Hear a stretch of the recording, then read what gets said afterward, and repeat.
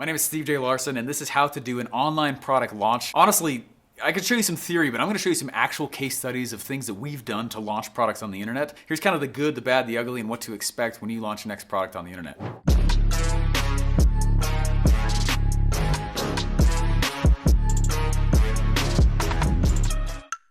Hey, instead of talking about a lot of theory, I thought again that I would go and take one of the most recent launches that we did last year, 2020, during all the craziness that was going on, and break it down for you to show you how we designed it. This was a long launch. It was probably about 6 months long. There was a lot of multifacets to it. It was really, honestly, it was great. There were some places where we did really well on it, and there were other places where, honestly, I kind of dropped the ball. All in all, though, even though certain parts were still busted, it still has done about 79 grand. The launch itself was about 70. Please understand this is a real life case study of what we have done to put a product out there, and I continue to use the same patterns, and they're honestly quite successful. So let's dive in.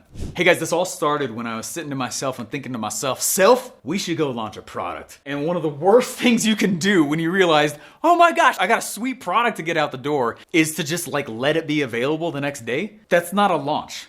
There's no reveal, there's no unveiling, there's no pressure, anticipation buildup. And successful launches on and offline are built on that. You need time for pressure. So that's the first thing we did. So this whole thing took about 6 months. So I'm just gonna draw a timeline here so you can check this out. All right, 6 months. We were about right here. I'd say this was September is when it all started. We didn't launch it till about April 2020. So what we did is, at the time of talking about it, it was probably August. So it was even just a little bit earlier so that we could plan the whole campaign. Now, you do not need campaigns on the internet to be this long, by the way. We just chose to do this because I get into the art of it. But what I want to teach you is the science. I want to show you the things that actually need to be included in order to have success. So again, the first thing that we did is we chose a date, time, and location for it to be released. I believe it was April. Okay, could have been March. I'm not quite sure. It was one of those two. But we went and said, this here is where we want to launch. Here's gonna be the unveiling. Here's gonna be the cool big launch. We're way back here. Now we have 6 months at least of pressure to build up anticipation for the fact that this is coming out. Before we moved on, we actually did one last thing here. We chose a date, a time, a location, and an availability. Okay, now one of the best ways to think about a launch is to think about a holiday. Holidays are not always available at a certain date. You're not always in celebration mode usually the whole day, right? The location, you're probably going to go somewhere physically or treat the day a little bit differently somehow, and it's not always available. By the time midnight comes around, the holiday's over. You need to treat your launch the very same, right? Having your thing always available 24/7 is one of the biggest reasons people don't sell on the internet. I have a buddy, I think his product was like $150. He made like $10 million selling a $150 thing because he only made it available 1 week out of the month. That's it, right? Income claim, everyone feel disclaimed, right? disclaimer, but I want you to recognize the power behind what I just said though. Okay, not having your thing available 24/7 is actually a benefit even if you're selling an info product or coaching or consulting. Okay, scarcity makes things more valuable and desired. So while the first principle is to set out a future date, push back the launch, and give yourself some runway for a big launch, right, and start building some buzz. The second thing to really do here, this is a huge key piece. This is a major hack that I kind of discovered. Let me tell you what we did. Okay, there was an event, I think it was in Kentucky. I think so. I don't remember where we were. It was Funnel Hacking Live. All right, Funnel Hacking Live is a 5,000 person, big, massive, fun marketing conference. And it's filled with a lot of people that I hope are buyers. For me. And Funnel Hacking Live is run by a company called ClickFunnels, and ClickFunnels is the category king of the funnel world. They are the kingpins, they're the tops of the tops. So if I want that type of person to be the buyer of my thing, I would be dumb not to go. So what do? We go out, and please understand the principle I'm talking about here with this. We go out here and we make sure we attend the events of the red ocean, hyper competitive, massive category king leaders. So we list out whatever the big events are going on. I mean, literally, it's on my calendar right now as I make this with you, okay? Here are the major events going on in my marketplace. Here's the other big people and what they're doing when. Can I align with that somehow? They're gonna be attracting a lot of my dream people. Guys, this is where it takes, this is like the biggest hack ever. They're gonna be doing all this buzz. They're gonna be doing all this stuff to get attention and continue to get people to come there. Man, I'm gonna ride that noise. So I did. So what we did is we actually did an event across the street the day before. And because they were probably already going to be there, we sold an event We pretty much packed the house, and we did it was actually a 2-day event, 2 days before, across the street, because that person was already gonna be there. What did we do? It was a 2-day event that I taught a lot of cool stuff there, and I went through it. I can't remember, I talked about content and offer creation, and it was an awesome event, but I kept in mind the fact that this was coming up. I hadn't actually created the product. Where did I create the product? Here. The audience didn't know that. Okay? This is a key piece to understand. So what did I start doing at this 2-day event? What did I start doing here? I started talking about the fact that we had something coming out in 3 months. We got this cool thing coming out. It's going to be absolutely amazing. You do? Oh my gosh. Buzz, buzz, buzz. 3 months worth of hype and anticipation. Okay? And it started, it's like, think of it like waves in the ocean. Just, that's a single wave. Well, I got to create a lot of waves, right? So what did I do after that? It's a 2-day event, and we, again, across the street from the Kingpin Category King, and making sure we align with, not compete with, we complemented what was going on here, okay? That's very key. We were there to add to the experience, not take away from, right? There's really negative ways you can pull that off. Well, what did we do during the actual event? This big major thing that was going on, we decided we would walk around with a microphone and interview people who hopefully became our future buyers. And we used what they said, and they knew this. We used what they said, right? That signed a media release and all stuff. We used what they said in the ads 3 months later. Whoa, now it's not just Steve Larson, attractive, you know, I mean, the attractive character of his business. It's not just Steve Larson talking about this. Oh, wow. So we created the product.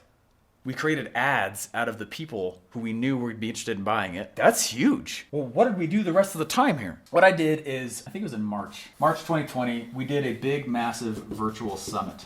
Okay, and this big, massive virtual summit was one of the key pieces of the entire thing. I have another video talking about, called the Springboard event. It's called, I think it's called How to Make a Campaign for Your Product. I think that's what it's called. You can look it up, and it'll talk more about this principle right here. But what I want you to see is that we created the content.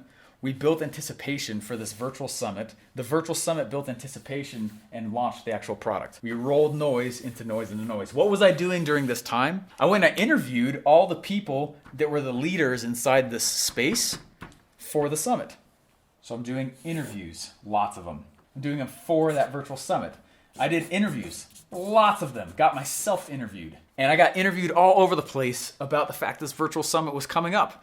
We created ads. Lots of anticipation. I built up huge amounts of pressure towards the fact that this virtual summit was coming up. And what was the purpose of the virtual summit? To launch the major product overall. Now, do you see why maybe the last thing you launched wasn't successful? All right, and it's not to shame anyone. I'm not trying to bring this up, but do you see, like, this is a campaign. Facebook's destroying the term campaign. It just is. A campaign is not a paid ad. It might be part of the campaign, but a campaign is actually this big, massive roll noise into noise, pressure into pressure, anticipation, anticipation, boom, through the single eye of a keyhole availability, date, time, location, availability. That's how you launch something on the internet. Hey, before I go on to the final way to evergreen this entire thing and frankly, help you turn this into a business. If you like this video at all, this is some really deep stuff. Go ahead and hit the like button, subscribe, hit the little bell so you get notified when new videos come out. We put them out usually about 5 days a week now. But in the comments, I would love to know what one of your favorite campaigns has ever been that you've seen on the internet. What is it? Because I want to open your eyes to it. And if you're like, I don't know, literally put I don't know, okay? What has been one of the major campaigns you've seen on the internet that you're like, oh my gosh, I didn't realize that was part of a campaign? What is it that you have purchased recently where there was this massive anticipation? Huge, like I could not wait to purchase that. That thing was finally available. I was waiting all night for it. Go ahead and leave that in the comments below. I'd love to see what you write. All right, guys, now the final piece that we did with this is the launch campaign. Now, the launch campaign is different than an evergreen campaign. This gets it out the door. We need to create something that keeps it out the door, something that is consistently selling. So this is a pretty simple thing to do to a sales funnel on the internet. We launch it, we take it off the table for a while, usually 4, 5, 6 weeks, and then we'll finally make it available again, usually with paid advertising. So I'll tell you what we did not do. I told you that this launch and this combination of products right there, it's about $70K. And I hope it's cool that I can just be real numbers on this. Not a bad launch, but then we took this money and we dumped it into our evergreen strategies. We dumped it into ads so that now we have some buffer to figure out how to make this a consistent source of evergreen cash flow for us. So we spent some time putting it all together. On average, people who came through this virtual summit, when they purchased, they would spend about $100. I'm sorry, it's actually $150 during the actual thing. So our average cart value was $147. I know I'm going sideways, but here we go. Okay, our cost per acquisition was during the launch significantly less. Okay, I think I remember that it was $1 in and 5 out or something like that. We were spending $20 to acquire 147. Now that's our launch numbers, and I'm bringing that up for a very specific reason. When you transition from doing a launch campaign to an evergreen, expect all performance to chop in half. One of my mentors taught that if you think you're ready to automate a business, cut all performance in half, right, at least. And if you can make the numbers work then you're ready to automate.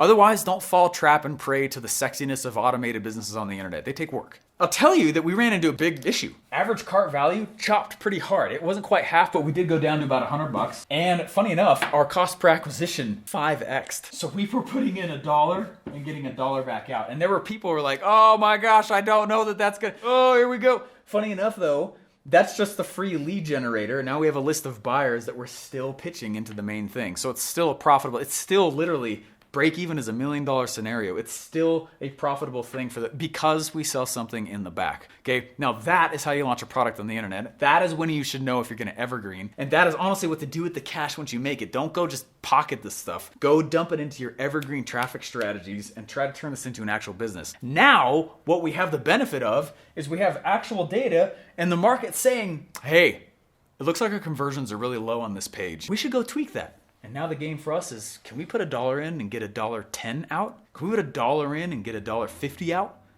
$1 in, $2 out? Do you know any other system out there that you can go and you can like double your money every week? Like, it's a really, really powerful strategy. And this is why I like to launch products this way on the internet. Hey guys, I hope you enjoyed that video. I had a lot of fun making it. These are deep principles and strategies. If you are interested in finding out more, I actually have a presentation that will teach you more of these types of strategies. Go to internetlaunchsecrets.com. The link is down below. Excited to have you go check out the free presentation.